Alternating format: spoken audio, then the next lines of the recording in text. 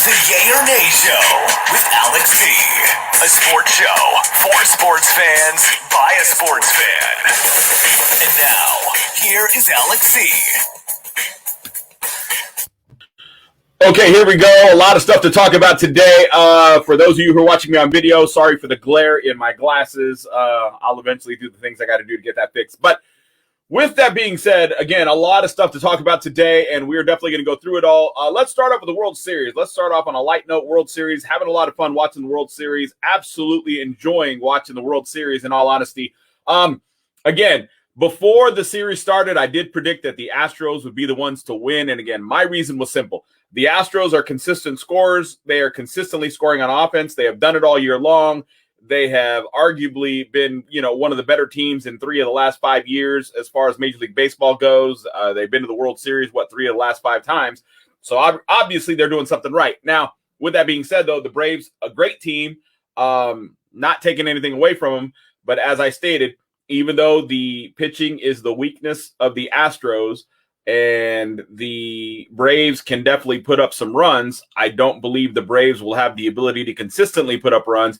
But it was surprisingly fun to watch the Braves come out and play a great game 1, win 6-2. I was ultimately surprised. I believe I stated that in yesterday's podcast. I was ultimately surprised the Braves were able to pull out game number 1. But it was great. It was fun to watch. It was great to see. And then, of course, game 2, Astros come right back, pull out the win 7-2. So it's like big bats on big bats. And again, the Braves, inconsistency, only able to put up a couple of runs in last night's game. Astros dropped 7. Astros went cold for 1 game, only dropped 2 in game 1. Braves got hot for 1 game, pull off 6. So it's going to be interesting. Game 3 in Atlanta is tomorrow night. I think we're going to expect a lot of the same, but I think this time, tomorrow is going to be a little more heavy on the bats for both teams. And I think the Braves will slightly edge the Astros in game 3. But I believe it's going to be a high-scoring affair in regards to game 3. And I think this World Series has just been a lot of fun for a lot of different reasons. Let's talk about upcoming game tonight, NFL, Cardinals, Packers, what arguably a lot of people were trying to say was going to be the best game in Thursday Night Football history. Not that it's still not going to be, but, some of the fun is taken out of it when you have the Packers who are going to be missing 2 of their main receivers. I know people are going to get mad at me when I say this, but the Cardinals missing J.J. Watt, I'm sorry, they're not missing much. J.J. Watt is not big for putting on pressure. J.J. Watt is on a count snap watch. And if anybody has been listening to this podcast since its inception and since I've been talking about the Cardinals and Cardinal football, I said that getting J.J. Watt was a bad decision. Another bad decision by the general manager who continues to make bad decision after bad decision after bad decision. Because again, J.J. Watt has not stayed healthy for an entire season. He doesn't have the ability to do so. One of the biggest abilities of a player is availability. J.J. Watt is never available. He's always hurt. He just is that guy. Is he great when he's on the field? Well, not anymore. He used to be. Again, he's a shell of himself. He's not very effective.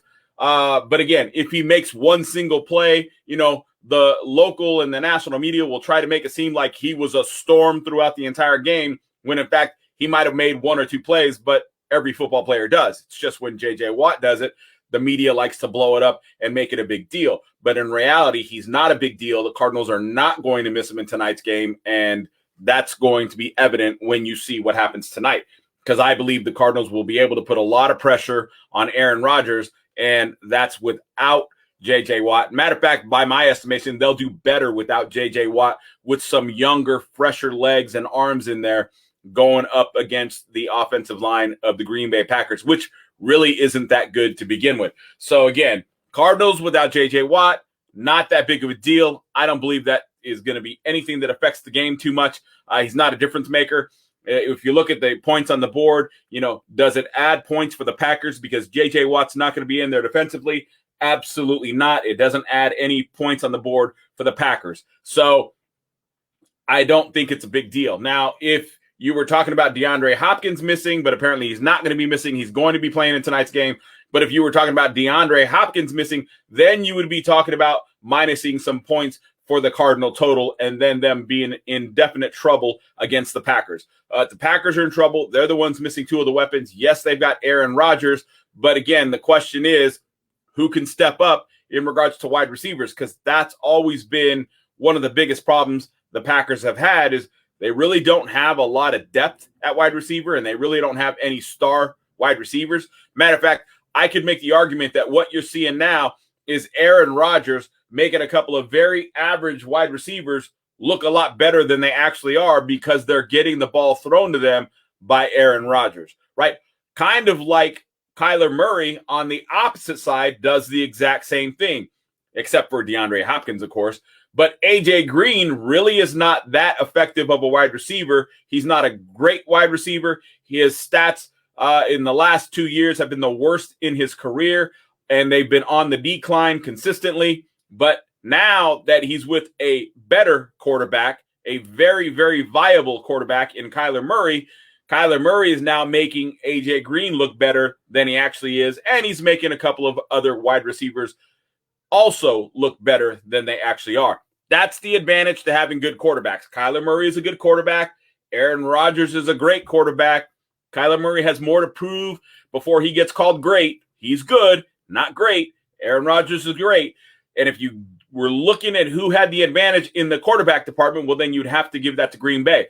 If you're looking for who has the advantage on the offensive department as a whole, you'd probably have to give that advantage to the Cardinals, especially with two receivers missing for the Packers. Defensively, you would have to give that advantage also to the Cardinals over the Packers. So, again, there's a lot of fun things that are going to be going on tonight in regards to this game. It's going to be a great game. It's going to be a lot of fun. I think there's going to be a lot of points on the board. I think in this game, you're going to see two defenses who are going to struggle to stop the opposing offenses. If the Packers were coming in fully loaded and they had their full complement of receivers, I would actually give the advantage to the Packers because they do not have their full complement of receivers. And looking at all the lines, Vegas has the Cardinals favored. I would have to agree with Vegas in this instance. I would say it's the Cardinals by 3. I don't think you're looking at a big, giant, wide spread in regards to the victory margin, but I would say it's going to be the Cardinals by 3. Again, just my estimation. Remember, I'm not an insider. I'm a sports fan doing a sports show for sports fans. I'm not an insider. I do not claim to have inside information, but I would say that, again, Cardinals by 3. And that's even with the fact that the Packers have the better coach, obviously, on the offensive side of the ball versus the Cardinals. Cliff Kingsbury, that's a whole nother long story. I'll definitely be having lots of conversations about him during the offseason. All right, but moving ahead to the Sunday games, and then we will move on to the Robert Sarver conversation that I want to have. Titans and Colts, that's going to be a great game.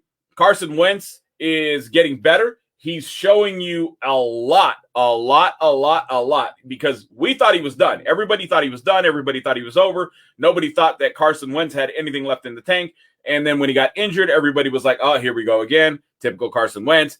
Kind of like the same thing they're saying about Jimmy Garoppolo in San Francisco. But the thing is that Carson is showing you why he is a starting quarterback in the NFL and why he should and could be considered one of the elite quarterbacks in the NFL. I'm not saying he's one of the elites right now. I am saying he is showing you why he could enter that conversation, but he's going to have to do a lot more than what he's done in this young season. So if he continues on the path that he's on, again, then he definitely could get entered into the conversation about elite quarterbacks. I don't believe he deserves to be entered into it at the moment. I believe he is on the path to get there.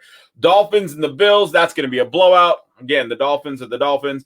The Bills are the Bills. It's going to be a blowout. I don't think that's going to be close. Bengals and the Jets, another blowout. Bengals are going to blow out the Jets. The Jets, come on, let's face it. I mean, that's like playing a high school football team. Steelers and the Browns, this one's going to be interesting. Big Ben against a backup quarterback. So, excuse me.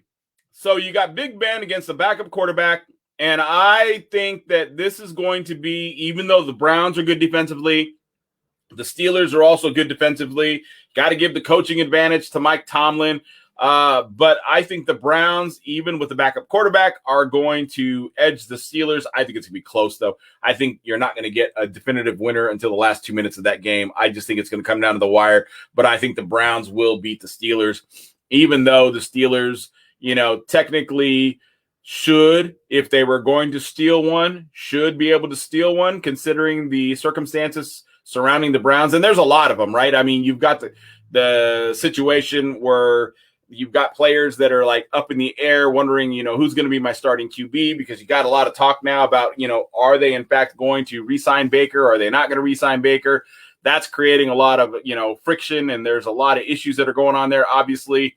And then, I don't know. There's just a lot of things that are there. There's so many variables that are involved in that deal. But again, that's more of an off-season conversation. I really don't want to get too much into it now. But there's a lot of things that go along with Baker Mayfield. Him not being able to gel with certain wide receivers, and him gelling with other wide receivers that really aren't that good, but he continues to make them the number one target anyways. And there's just so many variables and things that go along with Baker Mayfield. He really dictates the path and the course that the Browns will be on. But again, we might not even see him on the field again this year. I know they're talking about him, or he's talking at least about potentially coming in to the game on Sunday. I just don't know why you would do that. He's not ready, and pushing him and making him do it, or having him do it because he wants to, because he has something to prove, really to me is not a smart idea. Eagles and the Lions. You know what? I think this is it. I think this is the upset special of the weekend. If the Lions are going to pull off their first victory of the year, I think it happens this Sunday against the Eagles. I think the Eagles are the prime target for the Lions. I really do. You got Jalen Hurts, who is inconsistent. You got a very, very inconsistent defense in the Philadelphia Eagles. You got a Lions team who's fighting hard every week. They're in every game. They're leading in most games they're playing. They're fighting and they're leading, and they do not quit. So if there was a game that the Lions were going to steal and they were going to get their first victory of the year, and if you were laying down bets in Vegas, I would say odds are that the Lions beating the Eagles would be your best upset special for Sunday. Rams and the Texans, that's not even going to be a match. Why even play the game? Just give the victory to the Rams now. 49ers and the Bears. I'm going to come back to that one. Patriots and the Chargers. This one, I don't know. There's a lot of things here that could happen. The Patriots could play the Chargers very hard and end up losing in the last 2 minutes against the Chargers, because when you go quarterback for quarterback, you got to give advantage to the Chargers. Neither defense is anything special, and I am not a big believer of the Chargers to begin with. I know about all the preseason hype. I said coming into the season that I thought the Chargers maybe could sneak their way in as a wild card at best, and that's still kind of what I think about the Chargers, because I do not believe in them. I know they got a soft schedule. Maybe they could do better than what I originally said, and I understand that. But my whole thing with the Chargers is I don't believe in them. They're inconsistent. Herbert, good. Rest of the team, pretty good. But are they a team that has like really gelled, put it all together? Have they, shown me that they have the ability to make some kind of a consistent run? No, not as of yet. But again, this game probably is going to go down to the fourth quarter. It's probably going to be one of those 2-minute drill victories. I'm going to give the advantage to the Chargers for the simple reason of they have the better of the two quarterbacks. But that system in New England's starting to work. Mac Jones is starting to work. He's starting to really buy into the Belichick system. He's starting to really fit into the Belichick system. And the Patriots are playing better as of late, and they've been playing really good as of late. Actually, in all honesty, they're still a rebuild team. So they really, in all honesty, shouldn't even be in this game against the Chargers, but that's how much trust I do not have in the Chargers. That's why I believe the Patriots will be in this game. Plus, the Patriots, again, they're getting confident. They're getting better. They're coached well by one of arguably the best coaches of all time. So I think the Patriots will be in this game. It's going to come down to the fourth quarter. It's going to come down to the last 2 minutes, and I think the Chargers will pull out the win. Bucks and the Saints. I think this one is going to be, a Bucks victory. I think the Buccaneers win. I think the Saints keep it close. I think it's going to be very close. I think this one also will go to the fourth quarter. and then ultimately it will be decided in the fourth quarter. I think the Buccaneers, however, will pull away in the fourth quarter. I don't think they're going to have to do any 2-minute drills or anything of that nature, but I think they will pull away in the fourth quarter in order to get the victory. So again, advantage to Tampa Bay. Jaguars and the Seahawks. This one's interesting. This is another one that I say, if the Jaguars were going to pull off win number 2, if you're going to get an upset special besides the Lions on Sunday, this is the one that I would say makes sense. I believe because, again, the Jaguars also fighting hard. And then, of course, you have a brand new head coach. He's starting to figure out how to coach in the NFL. In my opinion, he's figuring it out faster than most coaches who haven't coached in the NFL before. He's got a quarterback who's getting more confident. He's getting better. The schemes are getting better. They're getting more clever. They are definitely fighting hard, never giving up. And the Seahawks kind of, in my opinion, have given up. I don't see a team there that's really looking to win games. I just see a team that's going out on the field. I just don't see it. I think the Russell Wilson effect is real. And without Russell Wilson, you just do not have a team in Seattle. I think there's going to be another upset brewing. I'm taking the Jaguars over the Seahawks. Cowboys and the Vikings. It's going to be a well-fought game. It's going to go down to the fourth quarter. I think this is going to be one of those games where you're going to see Kirk Cousins play out of his mind. I think he's going to do well, and he's going to surprise a lot of people. Might even make some people talk about him again. Might even make himself relevant again. He'll still lose the game, but it will be close. It's going to be a field goal victory. I'm not saying last second or anything along those lines, but I believe it's going to be a field goal victory, and I'm going to take the Cowboys over the Vikings. Washington and the Broncos, this is one of those who care games, two of the worst teams in the NFL playing. But if I had to pick who's going to win, I'll give the advantage to the Broncos. Being at home, they got the better quarterback. I'm just going to give the advantage to the Broncos on that one. I say they probably win by a touchdown. Giants and the Chiefs. Look, the Chiefs are bad. I don't know why the national guys continue to try and tell you how the Chiefs are going to figure it out. You don't need to worry about the Chiefs. They're going to be there in the end. They're going to make it to the playoffs. Nobody has to worry about that. I don't know where they're getting all this bad information from. Again, I've often said 100 million times, I don't know, I'm not convinced that the national media guys who do this for a living actually watch or pay attention to football. They kind of just say a lot of stuff, and then they end up being wrong like 80% of the time. It's like ridiculous. How can you tell me that the Kansas City Chiefs are going to still make the playoffs? How can you tell me that they're even a team that anybody has to be worried about? The defense is horrible, arguably one of the worst 3 in the NFL. The offense, that line is horrific. That run game is horrific. Those wide receivers are ineffective. Why? Because the quarterback has regressed and went backwards. You have the weight of the team on the shoulders of Patrick Mahomes.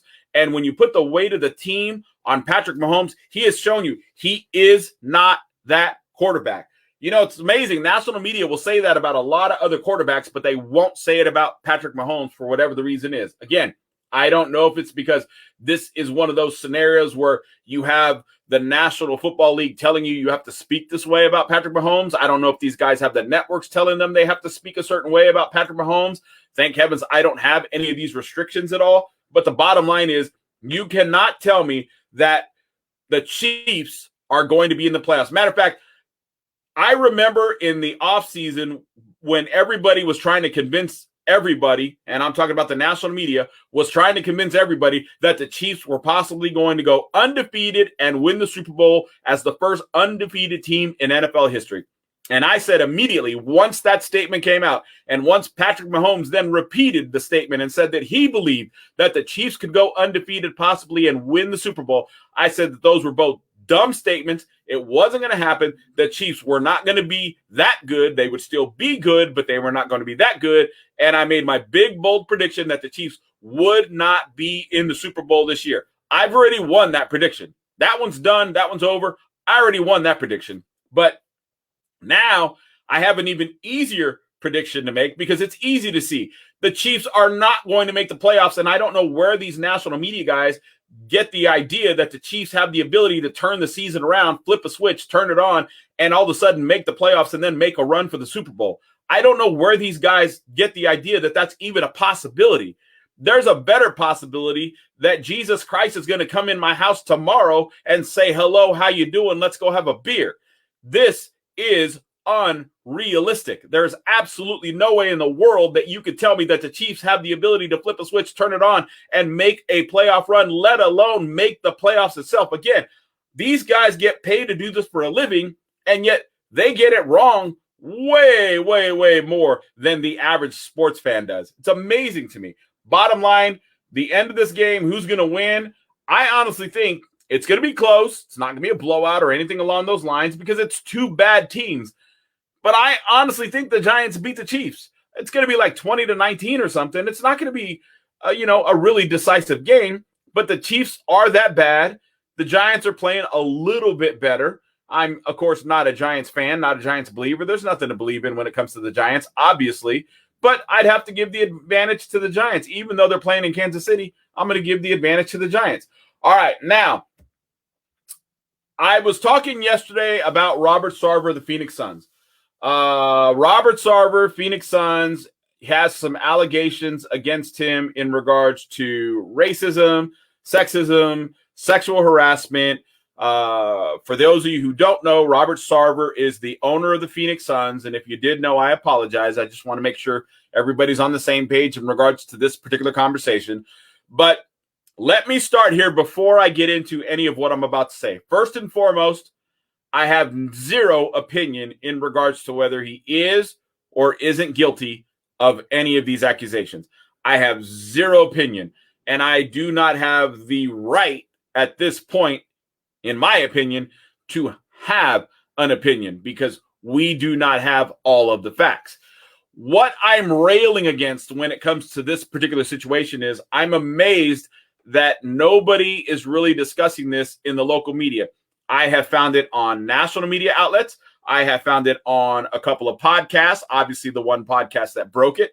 I found it on a local radio station that had a couple of things to say about it, but they immediately went into defense mode, and they're trying to defend Robert Sarver and say that they couldn't believe that these things are true, and they don't believe these things are true. And I'm like, okay, well, why are you acting as if you know all the facts when you don't even know who all the accusers are, and you don't even know all of the things he's being accused of in regards to details, but yet you're coming out in defense mode? There's also a newspaper outlet out here that same thing went into defense mode. I read that article yesterday on yesterday's podcast. If you missed it, go check it out. But I read part of that article. So it's amazing to me that these guys have went into defense mode. And then the local media TV-wise is like in blackout mode. They're not discussing this in any way, shape, or form. They won't talk about it. They say, breaking news, J.J. Watt could be out for the season, has a season-ending injury. Okay, that's breaking news, but yet Robert Sarver being accused of racism and sexual harassment isn't the story at all. So that's where I'm a little confused. So all the all the local media people here in the marketplace won't talk about it at all. They won't talk about it. It's noisy crickets. But I'll talk about the Suns have an upcoming homestand. The Suns have a game tonight. The Cardinals have a game tonight. J.J. Watt, breaking news, he's going to be out. Okay.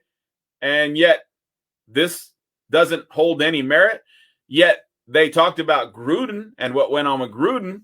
They've talked about all these other people who have, been alleged or accused of certain things.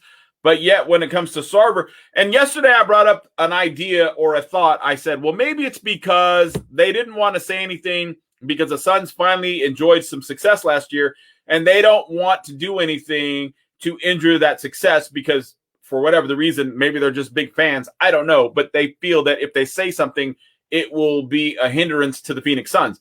I could make the argument that it's already been a hindrance to the Phoenix Suns, and that's the reason why they're playing the way they're playing, because they're not playing very good. And they had to know as an organization that this story was being worked on, because my understanding is the investigation has been going on for about 2 years. So if you have something that's been investigated for 2 years, you have to know as an organization that this is coming. And the Four Letter Network making the announcement that they're going to drop a story on this can't be something of a surprise when, again, you have to know that these questions have been going on for the last couple of years. At least that's my understanding so far. Again, keep in mind, I'm not an insider. I'm a sports fan doing sports shows for sports fans, and I'm simply gathering the information the best I can, trying to relay it to you the very best I can. If I make a mistake, I apologize, and I will gladly correct any mistakes that I make. But my understanding is the questions have been getting asked and the accusations have been getting made for a 2-year time frame. So if that is in fact the case, then you have to sit here and say the Suns could not have been surprised that eventually it was going to get to the 4-letter network and they were eventually going to drop a story on it. And isn't it amazing? The story from the 4-letter network hasn't dropped yet, but yet we are getting all these other reports. Started with TMZ and it started with a podcast. So if it got to them, that means somebody had to leak it. And the only people that could possibly leak it, in all likelihood, would be from the 4-letter network, which, again, as I said yesterday, was probably done on purpose. So the story would gain some hype. So there would be some people expecting, waiting, watching, wanting, and it would elevate the story once it drops by the 4-letter network. Again, smart on their part to do this. Great promotional advertising method. I would recommend it to anybody if you had the ability to do that. Why not? Because, again, word of mouth is the best form of advertising. And this obviously is giving this upcoming story a lot of promo. So I don't know. It's just amazing, though. Again, I have on my personal Twitter account went and asked the question, what do people think about the local media not talking about it? I'll tell you what those results are when the poll is done. I have 2 different polls and 2 different poll questions in regards to this particular situation. I put them both up on my personal Twitter account. Want to see what people's thoughts are. I've made a couple of comments in regards to this and the local media not talking about it, not wanting to talk about it, acting as if the story doesn't even exist. And I'm getting a lot of comments. I got a comment from a guy a little earlier who said it's because there are no facts. There's nothing to accuse him of. That's not actually factual or true. I did rebuttal. The gentleman understood what I said. There are names that have been dropped in regards to who the accusers are. There have actually been a couple of accounts that have been released in regards to what the instances are that allegedly took place. And then you have the NBA themselves getting ready to do their own private investigation, and you have the story from the 4-letter network getting ready to drop. They wouldn't do that, and TMZ themselves would not drop a story if they didn't find something that was tangible in order for them to discuss and talk about.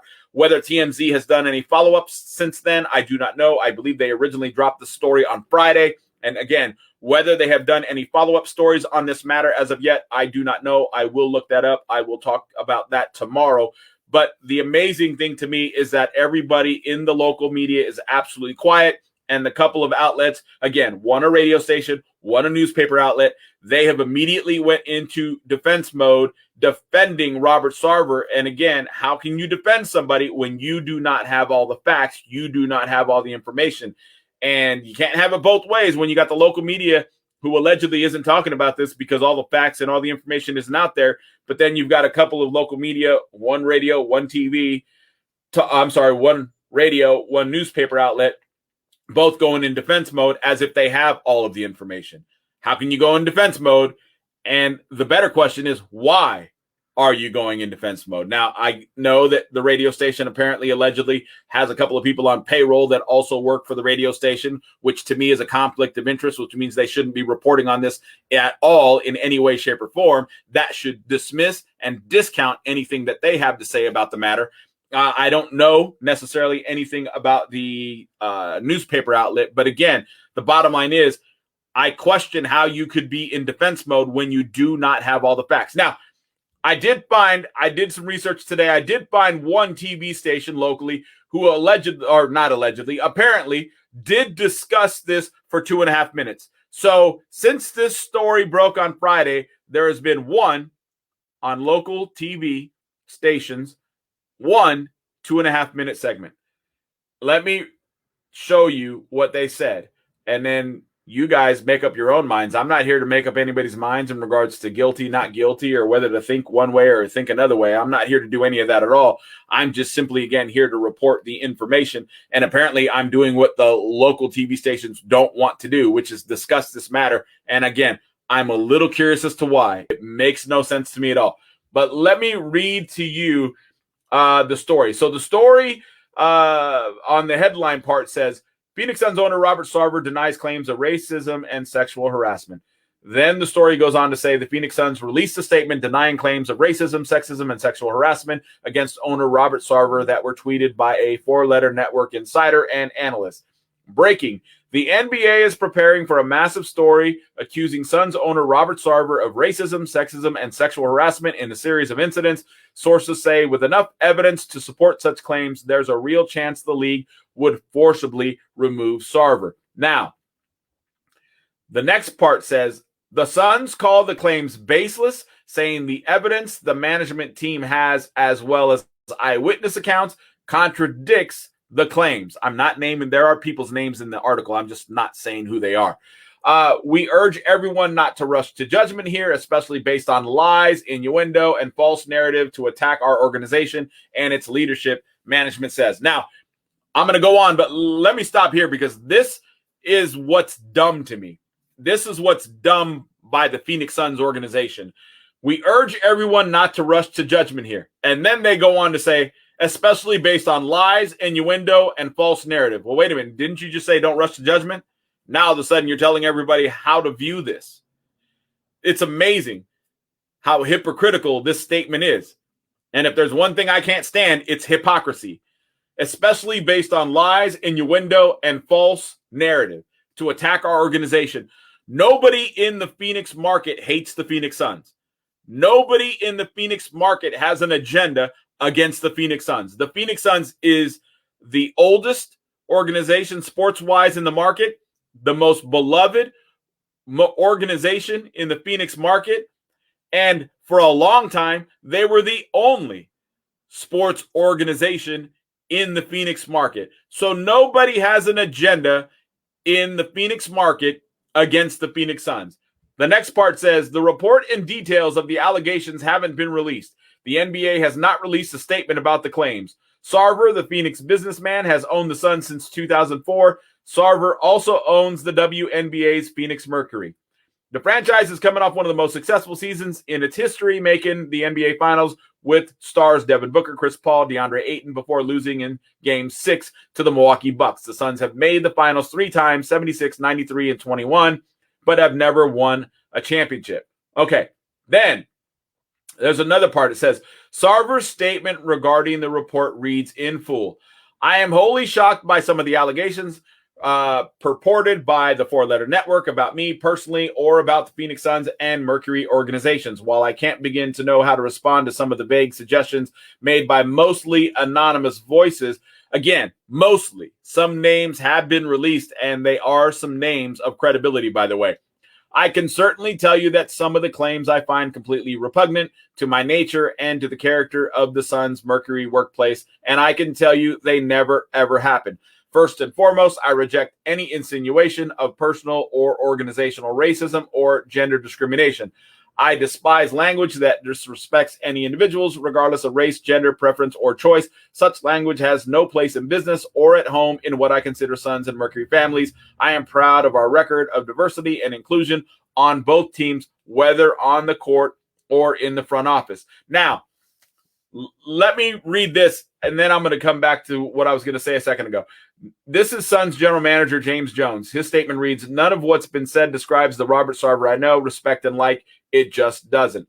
And then, of course, you get a statement from, Jason Rowley, the president and CEO. And, of course, everything is defense, defense, defense, defense. Now, in this story, one of the reporters went on to say that they allegedly talked to somebody who was with the four-letter network, and that allegedly, as the story goes, according to this reporter, if I understood correctly, I'm going off memory, but I believe I understood correctly, they said that there was plenty of information to refute the claims, just like said in this original statement of the story where they said they had evidence to the contrary. And of course, I'm talking about the Phoenix Suns. So yeah, let me retract that really quickly. So the comment that was made by the reporter was that the Phoenix Suns had evidence to the contrary in regards to the accusations. Now, I don't know all the details either. I can tell you from what I've heard, there is a lot of strong evidence, according to some of the stories that have come out already, that proves these claims against Sarver. Again, I'm not here to tell you that he's guilty. I'm not here to tell you that he's not guilty. I'm not here to tell you that I think this or I think that, and I'm not here to tell you that you should think this or you should think that. I'm just basically doing what the news media outlets will not do, which is discuss this topic, which in this day and age is a hot topic. I mean, didn't we just go through this again, as I said earlier, with John Gruden? Haven't we went through this with other people recently as well? And yet, for some reason, I'm seeing this particular individual get a pass, and I'm trying to figure out why he's getting a pass. There's a lot of information. There are a lot of statements from some, again, credible people who have made statements, who have already kind of went on record. There have been some discussions in regards to these statements. So there is a lot to report, things that I cannot report because I do not have this information furnished to me. Again, I'm not an insider. I'm not a reporter. I'm a sports fan doing a sports show for sports fans.